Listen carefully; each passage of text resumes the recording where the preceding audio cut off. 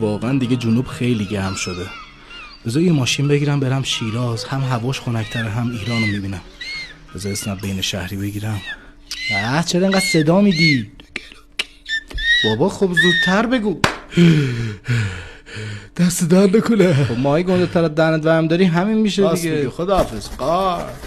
کلاغ بود فکر مرغ دریایی. اسنپ پیدا شد. ماشین بتموبیل، اسم یه چیز سیاه. این دیگه چه سمیه. آقا خسته نباشید. ممنونم. جسارتا شما اسمتون یه چیز، فامیلیتون سیاه؟ نه من کلن یه چیز سیاه. میشه بیشتر توضیح بدین یه چیز سیاه چیه؟ من متوجه نمیشم. سیاه بودن یه رازه. من آدم رازداریم، فقط یه اسم بهم بگو. موچی میخوری؟ وای موچی، بله مرسی. چرا اینقدر سفته؟ آره سفته ولی سیاه نرمه. سیاه توبه. سیاه نرمه. سیاه توبه. سیاه خیلی جونه. سیاه مهربونه.